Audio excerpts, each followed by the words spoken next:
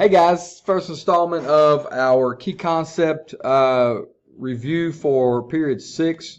We're going to talk today about the accelerating global change and realignments that we see from 1900 to the present. So the first part we're going to look at is science and the environment. Rapid advances in science altered the understanding of the universe and the natural world and led to the development of new technologies. These changes enabled unprecedented population growth, which altered how humans interact with environments and disrupted delicate ecological balances at local, regional, and global levels. So first we're going to look at researchers making rapid advances in science that spread throughout the world, assisted by the development of new technologies. So you see these in your everyday lives. You got new modes of communication and transportation that reduced the problems of geographic distance that separated peoples, cultures, nations, and economies before. The development of airplane travel, container ships, which can transport massive amounts of goods from nation to nation, continent to continent, region to region. Also, the development, obviously, of cellular technology and the internet are huge developments in communications that allow people to stay in contact much more often. We also see technology drastically changing the ability of people to produce food during the 20th century. So you have the Green Revolution that produces food for the Earth's growing population as it spreads chemically and genetically enhanced food products. The genetically enhanced food production that we see as a result of this, of pesticides, fertilizers, herbicides, and machinery that allows for industrialized agricultural production, greatly enhances the ability of people to produce food and allows for population explosion during this time period. Another factor in population explosions are medical innovations that increase the ability of humans to survive and live longer lives. You have the polio vaccine of the 1950s that basically eradicates that dreaded disease. The development of antibiotics to fight bacteria and bacterial infections, and the development of things like the artificial heart, as well as pioneering in transplants as well, are going to give doctors much more capacity to fight against diseases that people have suffered for millennia. We also see energy technologies increasing the production of material goods. The advent of petroleum as a fuel source, replacing coal, and the growth of nuclear power greatly enhances human beings' ability to produce energy for production.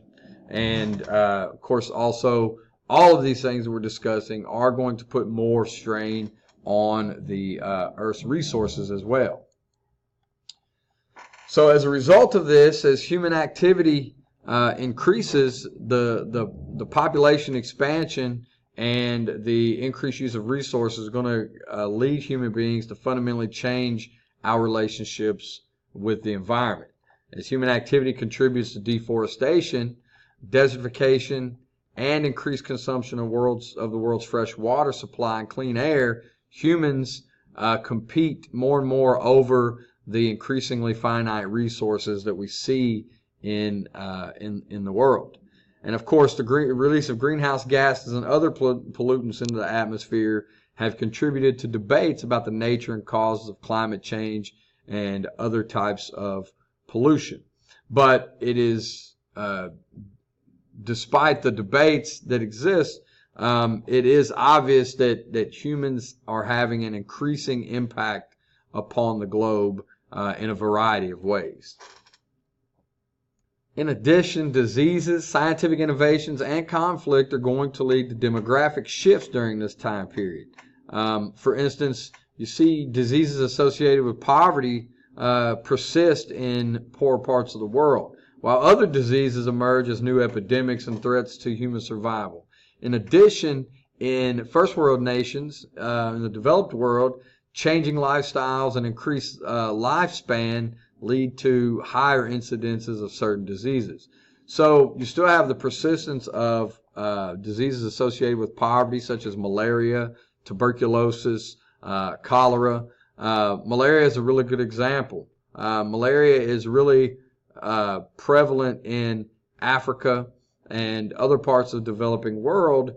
And despite the fact that malaria can be prevented and treated rather cheaply,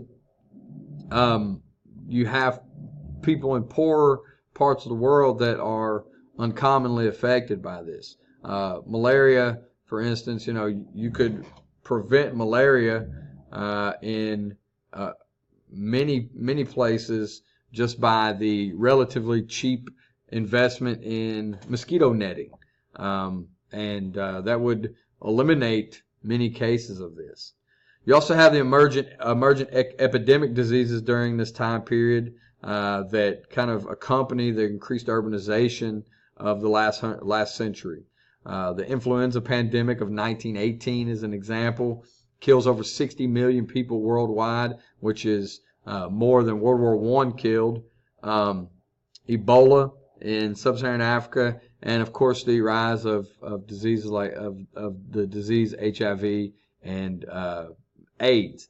And this disease is just really emerged in the last half century or so, and became obviously one that has garnered a lot of global attention. And we see that although great gains have been made in the developed world in preventing and treating HIV and by proxy AIDS, in the developing world, you see that these infection rates are increasing, as well as death rates. In the developed world, you have the development of wholly new types of diseases that are related to our lifestyle. For instance, diabetes, which is largely a product of the diets of the Western world, and this has become the biggest cost of healthcare in today's American society. Heart disease, which is closely related because of its relationship to increasingly sedentary lifestyles and the rich, high-fat diets that many people in developed nations eat. Another byproduct of the changing life expectancy of people is the fact that more and more people, particularly in the developing world, are developing Alzheimer's disease. And part of this is just because people are living longer and they are being more affected by the disease as they age. But there's also some evidence that Alzheimer's is also tied to diet and lifestyle as well. This demographic shift is also contributed to by more effective forms of birth control. They allow women, particularly in the developing world, to have more control over fertility and to prevent unwanted pregnancies. And this leads to a decline in birth rates in the United States and Europe and other developed nations, while also creating a cultural shift and really transforming the sexual practices of women in these societies, and giving them more agency over when and how they choose to have children and families. Another aspect of how scientific innovations lead to demographic shifts is the improved military technology and new tactics that lead to increased levels of wartime casualties. We see things like tanks, airplanes, and the atomic bomb, which greatly increase human beings' ability to kill one another. And you can see this picture right here is a before and after picture of Hiroshima, before the atomic bomb and after. So you can see the scale of devastation is something that had been unheard of in human history. As far as new military tactics, you had the development of trench warfare, which killed millions upon millions of soldiers during World War I. And here you have the results of firebombing. This is the city of Dresden in Germany, which was firebombed by the Allies. And you can see a vibrant city is pretty much reduced to a shell by the firebombs. So these wartime casualties increase exponentially. In World War I, for instance, trench warfare resulted in some battles claiming the lives of more than 250,000 soldiers in a matter of days.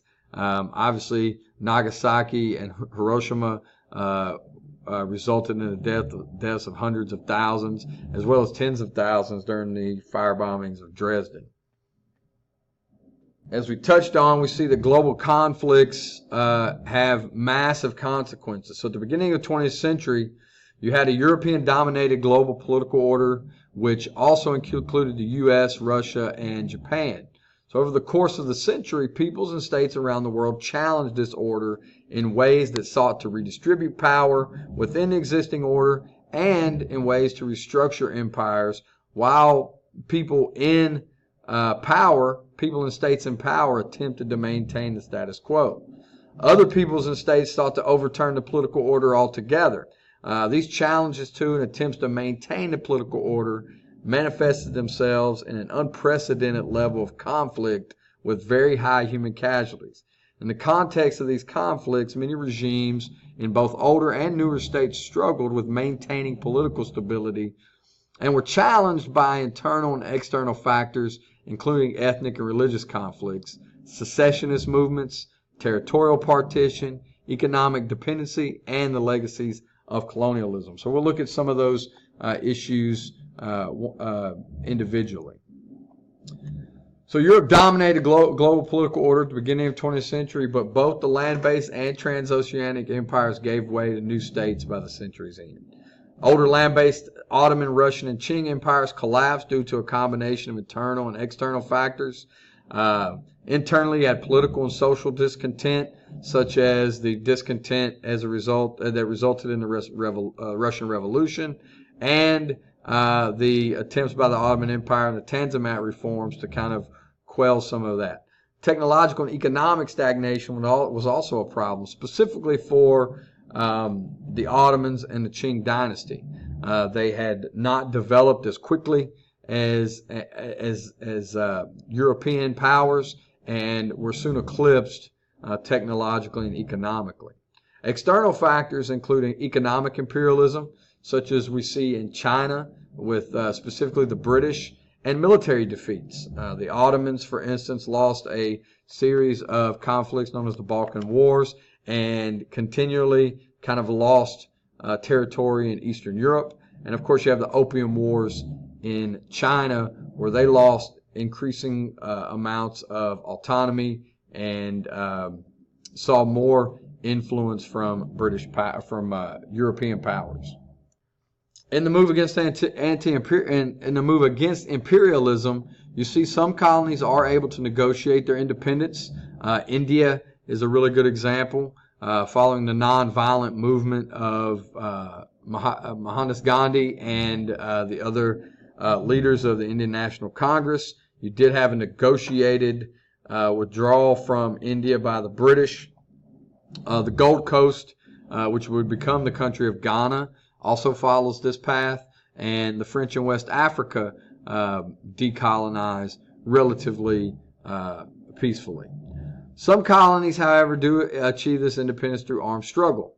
A primary example being Vietnam, who struggled first against the French, then against the Americans to rid themselves of foreign influence. And in Africa, you have Angola, which fought a long, bloody struggle against the Portuguese to gain their independence. So we're going to stop there. We'll pick up the next part of the video on the website. See you then. Bye.